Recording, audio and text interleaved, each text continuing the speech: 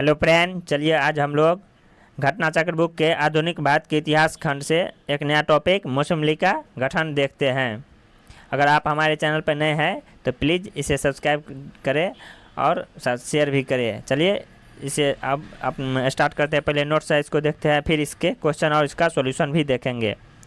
अक्टूबर 1906 में आगा खां के नेतृत्व में मुस्लिमों के शिमला प्रतिनिधिमंडल ने एक ऐसी केंद्रीय मुस्लिम सभा बनाने का विचार किया जिसका उद्देश्य मुसलमानों के हितों का संरक्षण हो।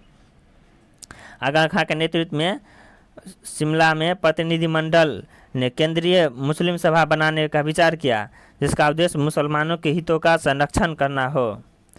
इसी विचार के अनुरूप ढाका में संपन्न अखिल भारतीय मुस्लिम शैक्षणिक सम्मेलन के दौरान दिसंबर 1906 में इस सम्मेलन के स्वागत समिति के अध्यक्ष तथा राजनीतिक बैठक के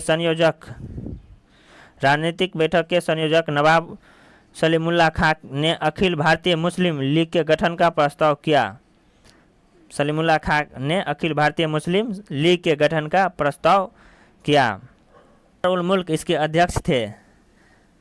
वक़ारुल मुल्क कौन थे? इसके अध्यक्ष थे। 56 सदस्यीय अस्थायी समिति का चयन किया गया। 56 सदस्यीय अस्थायी समिति का चयन किया गया और मोहिसिन उल मुल्क तथा वक़ारुल मुल्क ने संयुक्त रूप से संगठन का सचिव नियुक्त किया गया। तो संगठन का सचिव मोहिसिन उल मुल्क तथा वक़ारुल मुल्क को संयुक्त रूप से नियुक्त किया गया। लखनऊ में मुस्लिम लीग का मुख्यालय बनाया गया। मुस्लिम लीग का मुख्यालय कहाँ था? लखनऊ में बनाया गया। और आगा खां के इसके प्रथम अध्यक्ष बन गए।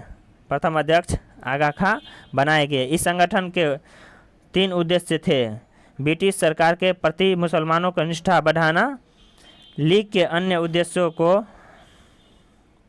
बिना दुष्प्रभावित किए बिना अन्य संप्रदाय के प्रति कटुता की भावना को बढ़ाने से रोकना, मुसलमानों के राजनीतिक अधिकारों की रक्षा तथा उनका विस्तार करना था। तो इसके 3 उद्देश्य यही थे। वर्ष 1907 में मुस्लिम लीग का वार्षिक अधिवेशन कराची में तथा वर्ष 1908 में अमृतसर में हुआ। इसी अधिवेशन में मुसलमानों के लिए पृथक निर्वाचक मंडल की मांग की। 1908 के अमृतसर अधिवेशन में मुसलमानों के लिए पृथक निर्वाचक मंडल की मांग की गई, जो उन्हें वर्ष 1909 के पार्लियामेंटो सुधार के द्वारा प्रदान कर दिया गया। 1908 में लंदन में इसकी एक शाखा सैयद अमीर अली ने स्थापित की। तो मुस्लिम लीग की एक शाखा 1908 में लंदन में किसने स्थापित की? सैयद अमीर अली ने। चलिए अब इसके क्वेश्चन आंसर शुरू हो जाते हैं। अब इसको देखते हैं। निम्नलिखित में से किसने ऑल इंडिया मुस्लिम लीग की स्थापना की थी? तो नवाब सलीमुल्लाह खां ने। अक्टूबर 1906 में आगा खां के नेतृत्व में मुसलमानों के शिमला प्रतिनिधि मंडल ने एक ऐसी केंद्रीय मुस्लिम सभा बनाने पर विचार किया जिसका उद्देश्य मुसलमानों के हितों का संरक्षण हो। इसी विचार के अनुरूप ढाका में संपन्न अखिल भारतीय मुस्लिम शैक्षणिक सम्मेलन all India Mohammedan education conference के दौरान दिसंबर 1906 में इस सम्मेलन के स्वागत समिति के अध्यक्ष तथा राजनीतिक बैठकों के संयोजक ढाका के नवाब सलीमुल्लाह खां ने अखिल भारतीय मुस्लिम लीग का गठन किया। अखिल भारतीय मुस्लिम लीग के गठन का प्रस्ताव किया। वक़ारुल मुल्क इसके अध्यक्ष थे। 56 सदस्यीय अस्थायी समिति का चयन किया गया। मोहिसिन उल मुल्क तथा वक़ारुल मुल्क इसके संयुक्त रूप से संगठन का सचिव नियुक्त किया गया। सचिव मोहिसिन उल मुल्क और वक़ार उल मुल्क संयुक्त रूप से सचिव नियुक्त किया गया। लखनऊ में मुस्लिम लीग का मुख्यालय बनाया गया और आगा खां इसके प्रथम अध्यक्ष बने। तो लीग का मुख्यालय लखनऊ में मुख्यालय इसका और आगा खां इसका प्रथम अध्यक्ष बनाया गया। विकल्प में इन तीनों का नाम रहने या इनमें से कोई 2 नाम रहने पर संस्थापक के रूप में चयन का वरीयता क्रम इस प्रकार रहेगा। यानी अगर विकल्प में इस तीनों का नाम रहे या इस 2 का नाम रहे तो किसे वरीयता देना चाहिए वो दिया हुआ है। पहले सलीमुल्लाह खां को, दूसरा आगा खां को और तीसरा मोहसिन उल मुल्क को। प्रस्तुत प्रश्न में चूँकि प्रश्न 2 नाम दिए गए, चूँकि प्रथम 2 नाम दिए गए हैं, अतः सलीमुल्लाह खां प्रथम वरीयता देते हुए संस्थापक के रूप में चुना जाएगा। तो अगर ऑप्शन में इसके संस्थापक कौन थे तो ये 3 नाम रहे, तो इसे इस तरह वरीयता क्रम देना चाहिए। पहला सलीमुल्लाह खां को, दूसरा आगा खां को और तीसरा मोहसिन उल मुल्क को। मुस्लिम लीग के संस्थापक थे, मुस्लिम लीग के संस्थापक थे नवाब सलीमुल्लाह। 1906 में मुस्लिम लीग की स्थापना हुई थी ढाका में।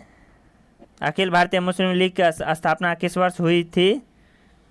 1906 में।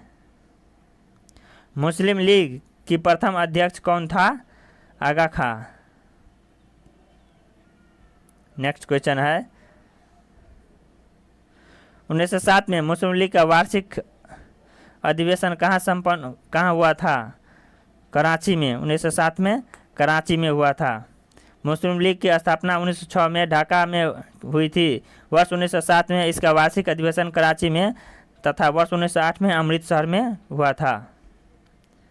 वर्ष 1907 में कराची और 1908 में अमृतसर में हुआ था। निम्नलिखित वक्तव्यों पर विचार कीजिए। कथन ए है, लीग ने कांग्रेस के मुस्लिम जनता के साथ मिलकर उद्देश्य पूर्ति में लगने के अधिकार को मानने से मना कर दिया। कारण आर, वैसे अधिकार अकेली मुस्लिम लीग का ही था, वैसे अधिकार अकेली मुस्लिम लीग का ही था। नीचे दिए गए कूट से सही उत्तर का चयन कीजिए। ऑप्शन ए में है ए और आर दोनों सही है, ए और दोनों सही है तथा आर ए का सही व्याख्या है। ऑप्शन बी है ए तथा आर दोनों सही है परंतु ए सही व्याख्या नहीं है। सी है ए सही है परंतु आर गलत है। और डी है ए गलत है परंतु आर सही है। तो इसका जो है सो एक सही हो जाएगा और आर गलत हो जाएगा। जैसे आर है वैसे अधिकार अकेली मुस्लिम लीग का ही था, यह गलत है, तो इसका ए सही हो जाएगा और आर गलत हो जाएगा। चलिए इसका डिस्कशन देख लेते हैं। लीग ने कांग्रेस के मुस्लिम जनता के साथ मिलकर उद्देश्य पूर्ति में लगाने के अधिकार को मानने से इनकार कर दिया, क्योंकि लीग अपने आप को मुसलमानों का प्रतिनिधित्व करने वाली एकमात्र संस्था मानती थी। इस प्रकार कथन ए सत्य है, किंतु यह अधिकार अकेली मुस्लिम लीग ही था, यह कथन आर गलत है। क्वेश्चन था कि भारतीय स्वाधीनता संघर्ष के संदर्भ में कौन सा कथन सही नहीं है? तो हकीम अजमल खां राष्ट्रवादी तथा चरमपंथी अहरार आंदोलन शुरू करने वाले नेता में से थे, ये सही है। भारतीय राष्ट्रीय कांग्रेस के गठन के समय सैयद अहमद खां इसका विरोधी था, ये भी विरोध किया, यह भी सही है। 1906 के गठित अखिल भारतीय मुस्लिम लीग ने बंगाल के विभाजन और अलग निर्वाचक बनाए जाने का प्रबल विरोध किया, यह गलत है, तो यही इसका आंसर हो जाएगा। चलिए इसका डिस्कशन भी देख लेते हैं। लॉर्ड कर्जन की प्रेरणा से ढाका के नवाब सलीमुल्लाह ने बंगाल विभाजन समर्थक आंदोलन का नेतृत्व किया। इन गतिविधियों की पृष्ठभूमि में 30 दिसंबर 1906 में ढाका में एक बैठक आयोजित किया गया, जिसमें अखिल भारतीय मुस्लिम लीग नामक एक राजनीतिक संगठन की स्थापना करने का निर्णय लिया गया। इस संगठन के 3 उद्देश्य थे। ब्रिटिश सरकार, प्रथम उद्देश्य ब्रिटिश सरकार के प्रति मुसलमानों का निष्ठा बढ़ाना, लीग के अन्य उद्देश्यों को बिना दुष्प्रभावित किए अन्य संप्रदाय के प्रति कटुता की भावना को बढ़ने से रोकना। तीसरा था मुसलमानों के राजनीतिक अधिकारों की रक्षा और उनका विस्तार करना। नेक्स्ट क्वेश्चन है 1906 में मिंटो ने शिमला में मिले मुसलमानों के एक शिष्टमंडल ने प्रार्थना की मुसलमानों के लिए पृथक निर्वाचक वर्ग की, तो यही सही हो जाएगा। पृथक निर्वाचन मांग की शिमला में ही की थी। इसका डिस्कशन है। 1 अक्टूबर 1906 को आगा खां के नेतृत्व में मुसलमानों के एक शिष्टमंडल तत्कालीन वायसराय लॉर्ड मिंटो से शिमला में मिला। शिष्टमंडल ने प्रांतीय, केंद्रीय एवं स्थानीय निकायों के निर्वाचन हेतु मुसलमानों के लिए विशिष्ट स्थिति की मांग की। इस मांग के जवाब में मिंटो ने मुसलमानों को आश्वासन देते हुए कहा कि उनके राजनीतिक अधिकारों और हितों की भारत में रक्षा की जाएगी, और इसी के बाद मार्लो मिंटो सुधार अधिनियम में इसके मांग को मांग लिया गया, पृथक निवासन मांग की।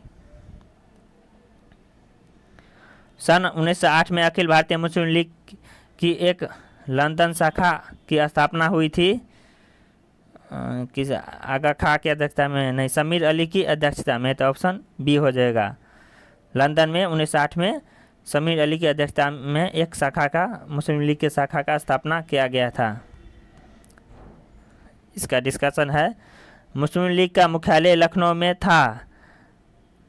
अन्य कई स्थानों पर भी इसकी शाखाएं स्थापित की गई थी। वर्ष 1908 में लंदन में इसकी एक शाखा सैयद अमीर अली ने स्थापित की थी। नेक्स्ट क्वेश्चन है, मुसलमान यदि खुश हैं और संतुष्ट हैं तो भारत में ब्रिटिश शक्ति का महत्वपूर्ण बचाव होगा। यह किसने लिखा? तो इसका आंसर हो जाएगा